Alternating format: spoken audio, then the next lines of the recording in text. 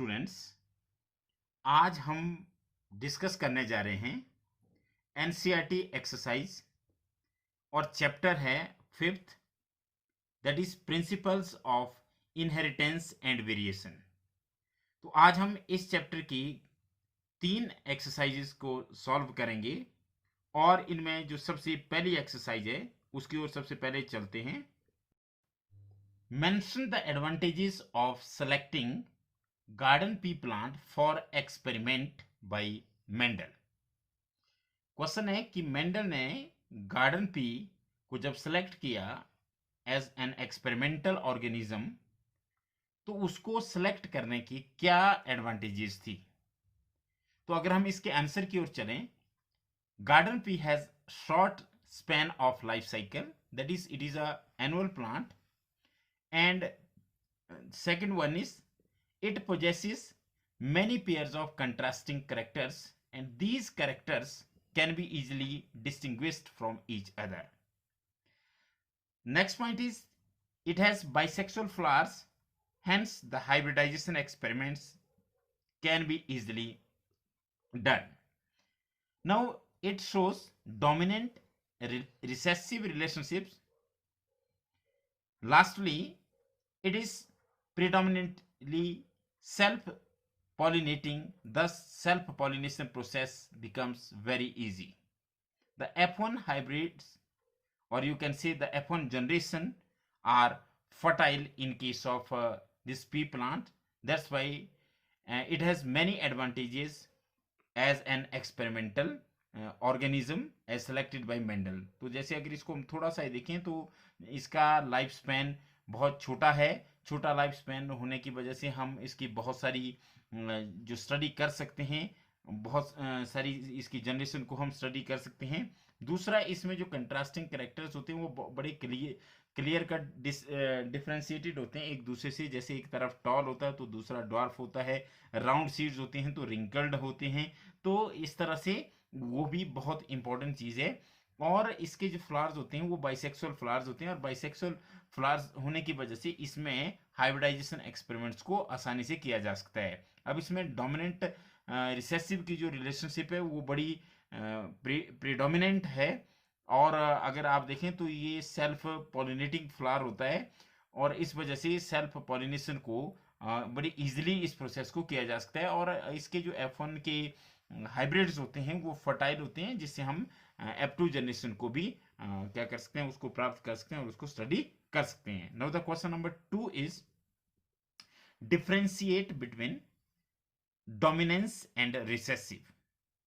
देखिए, सबसे पहले हम इसी का आंसर करते हैं कि डोमिनेंस और रिसेसिव का क्या मतलब होता है। आपको पता है कि डोमिनेंस वो होता है जो हमेशा अपने आप को एक्सप्रेस करता है और रिसेसिव वो होता है जो डोमिनेंट की प्रेजेंस में अपने आप को एक्सप्रेस नहीं कर सकता। वो केवल तभी एक्सप्रेस करेगा जब वो होमोजाइगस स्टेट में हो और कैसा हो, खुद हो, उसके साथ कोई ना हो, और होमोजाइगस स्टेट में नेचुरली वो अकेला होगा और हेटेरोजाइगस स्टेट में डोमिनेंट उसको क्या कर देगा, मास्क कर देगा। तो अगर हम इसके आंसर की बात करें तो it always expresses itself whether in homozygous और इन हेटेरोजाइगस कंडीशन। आपको पता है कि डोमिनेंट हमेशा अपने आप को क्या करता है, वो एक्सप्रेस करता है चाहे वो होमोजाइगस स्टेट में हो। जैसे आर और आर अगर हम लेते हैं तब भी राउंड सीड्स होंगे, अगर हम एक कैपिटल आर और एक स्मॉल आर लेते हैं तब भी राउंड सीड्स होंगे, बिकॉज कैपिटल आर जो है वो डोमिनेंस को शो कर रहा है, डोमिनेंट को शो कर रहा है।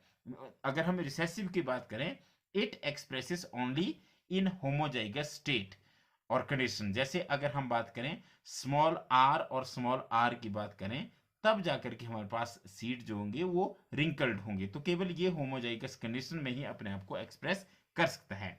और डोमिनेंट जो होता है it is represented by capital letter. आपको पता है, जैसे मैंने अभी आपको बताया कि कैपिटल आर का मतलब राउंड होता है, स्मॉल आर का मतलब रिंकल्ड होता है। तो जो कैपिटल से डोमिनेंट को हम रिप्रेजेंट करते हैं और लोअर केस लेटर जैसे स्मॉल लेटर से हम क्या करते हैं, वो रिसेसिव को एक्सप्रेस करते हैं। अब हम चलते हैं सेकंड डिफरेंशिएट की और that is differentiate between homozygous and heterozygous.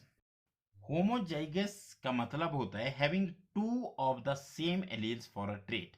जब किसी ट्रेट के लिए दोनों एलील्स सेम होते हैं, आइडेंटिकल होते हैं, तो उस कंडीशन को कहा जाता है होमोजाइगस। वैसे भी होमो का मतलब सेम होता है और हिट्रो का मतलब डिफरेंट होता है। तो हिट्रोजाइगस की जब हम बात करते हैं तो means having two different alleles for a trait.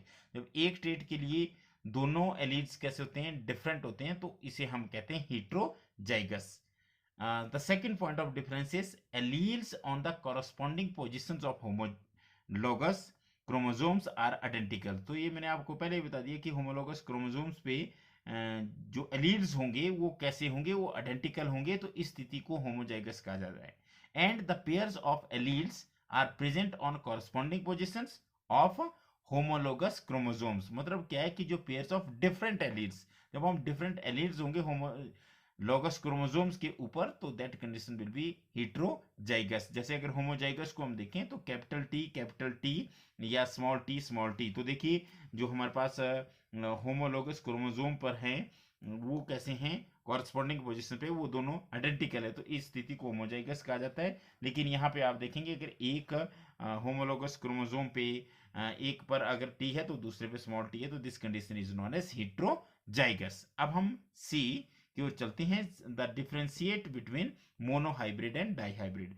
Monohybrid में बेसिकली हम किसी एक करेक्टर की या एक जीन की इनहेरिटेंस को क्या करते हैं, स्टडी करते हैं। जबकि डाई हाइब्रिड में हम दो जीन्स की इनहेरिटेंस या टू पेयर्स ऑफ जीन्स की इनहेरिटेंस को क्या करते हैं, हम स्टडी करते हैं। इसमें केवल सिंगल पेयर की जब हम बात करेंगे तो वो मोनोहाइब्रिड होगा, और जब हम टू पेयर्स की बात करेंगे जीन्स के तो वो डाईहाइब्रिड होगा। मोनोहाइब्रिड में बेसिकली एक ही करेक्टर की इनहेरिटेंस को स्टडी किया जाता है, और डाईहाइब्रिड में दो डिफरेंट करेक्टर, दो इंडिपेंडेंट करेक्टर की इनहेरिटेंस को स्टडी किया जाता है। तो अगर हम डिफरेंस को देखें, डिस्टिंक्शन को देखें, तो हम इन दोनों के बीच में इस तरह से डिफरेंशिएट करेंगे।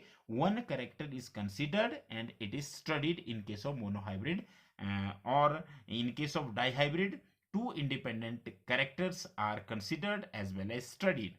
Now, monohybrid, a single pair of genes is involved in case of monohybrid, while in case of dihybrid, two pairs of genes are involved.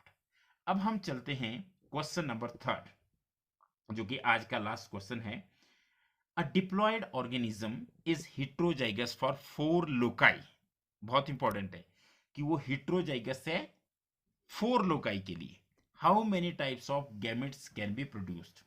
अब देखिए, अगर आप देखें तो यहाँ पर जो number of different gametes produced होता है वो होता है 2n।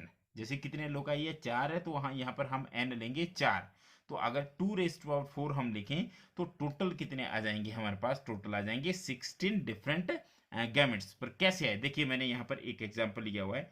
अगर मान लिया जाए लोकस वो जगह होती है जहां पे जीन प्रेजेंट होता है, तो देखिए यहां पर हमारे पास के है, तो इसके सामने अगर हिट्रोजाइगस में हम देखें तो स्मॉल के होगा।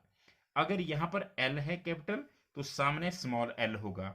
अगर यहाँ कैपिटल एम है तो सामने जो होगा वो कैसा होगा, वो स्मॉल एम होगा। अगर यहाँ पर कैपिटल एन है तो सामने कैसा होगा, स्मॉल एन होगा। तो इस तरह से अगर हम देखें तो ये डिप्लॉयड ऑर्गेनिज्म है, और डिप्लॉयड ऑर्गेनिज्म में हिट्रोजाइगस कंडीशन है, हिट्रोजाइगस है 4 लोकाई की केस में। तो देखिए अगर हम कॉम्बिनेशन में भी देखें तो क्या क्या कॉम्बिनेशन होगा, ये मैंने आपको दिखा दिया यहाँ पर कि के स्मॉल के स्मॉल एल, के स्मॉल एम, के स्मॉल एन। अब हम एल ले लेंगे और एल के साथ हम के लेंगे, फिर एल लेंगे, फिर एम लेंगे, फिर एन लेंगे स्मॉल बड़ा।